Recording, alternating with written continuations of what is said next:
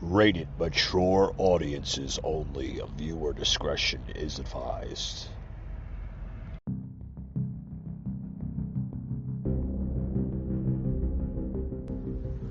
Welcome to the Patriot Brief.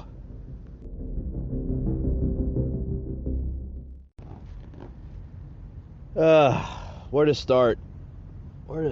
Guys? Now, I'm going to make this real quick. It's going to be a really short bonus episode here on the Patriot Angle podcast. Guys, abortion pills. I seen it pop up on my phone just earlier today. The story of abortion pills, right, folks, and how they work. And some of how people are reacting to it.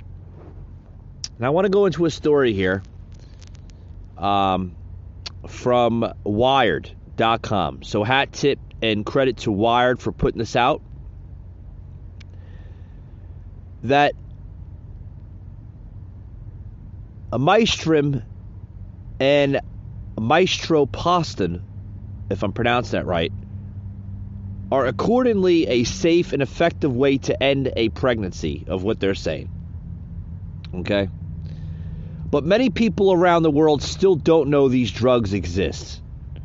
Okay? I'm going to read a little bit more about this. This is coming out of a French health minister. And he writes here that he was furious.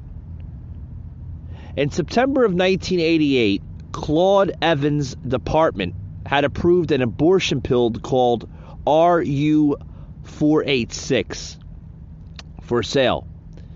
And folks, this is a world's first at that time.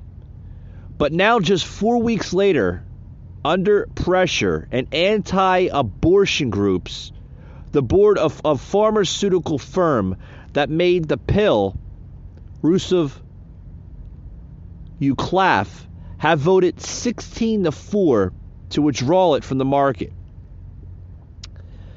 Now, some company executives were opposed to the drug as well.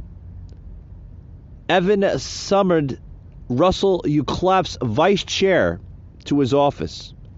He told him that if distribution didn't resume, the French government had the power to transfer the patent to another company for the public good.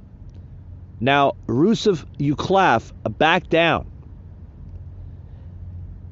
Folks, however you look at this could be looked at a good thing and a bad thing.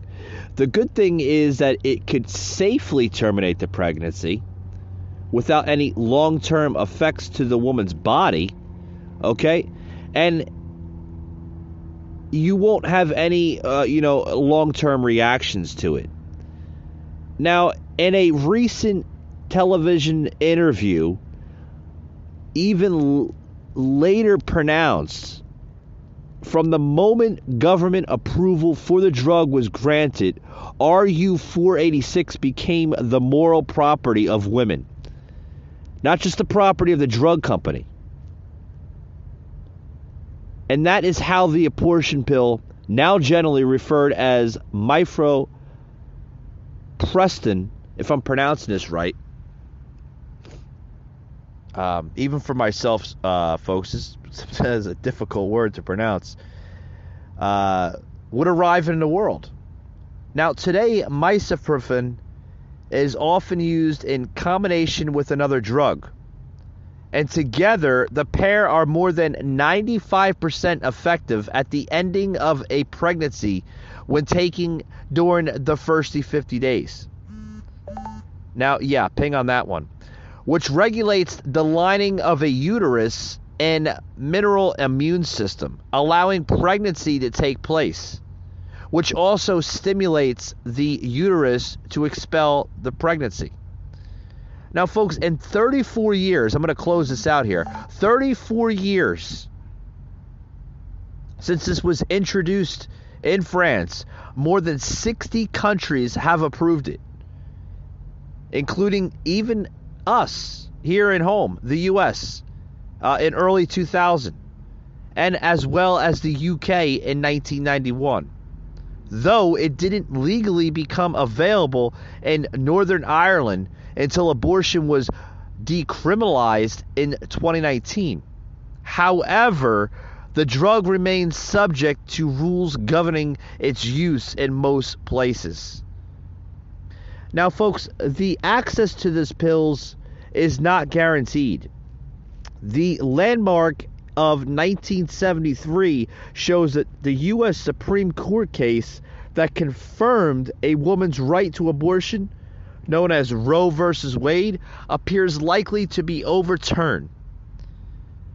If it is, the use of this drug and similar drugs for an abortion could be restricted or banned in some U.S. states. Now, folks, I want to close it out there. I want to get everybody's insights on this. Please leave your comments, your concerns on this topic that I was discussing on the show notes here, whether they're on Spotify, Apple, Google, or even Amazon Music. You can also leave me your comments here on this topic on the website. If you're a member of our member section on the website of Patriot Unfiltered, please leave your comments there. If you're not and you want to leave a comment on Instagram, you can leave a comment on Instagram at Patriot_Angle_Unfiltered, as well as our Facebook page, the Patriot Angle Podcast. Thanks very much, guys, for tuning into this little bonus episode I did for you guys. And please join us this Tuesday night with Jimmy Durant, as well as having a super show that night. We're going to have 3 hours. Jimmy will be joining us on hour 1. Hopefully, we're going to get him into hour 2 with PJ Agnes joining us on hour 2, as well as Soslin joining us on hour 3. It's going to be a really big show Tuesday night. We're also going to have another big show next Friday evening with a gentleman joining us from Tokyo, Japan. So it's going to be a good show. Damn good show. We're also going to have a special guest appearance joining us on the 7th, right, Eric? Yes, the 7th. We're going to have, I believe it's the 7th. I got to look at my schedule. I know we have a special guest appearance joining us next week, so you're not going to want to miss that, folks. With that being said, guys, thanks for tuning in, and we will see you next week, guys.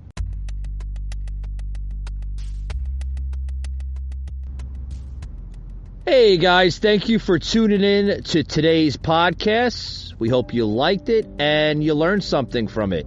Hope to see you on the next one. Anchor Network, a Spotify company.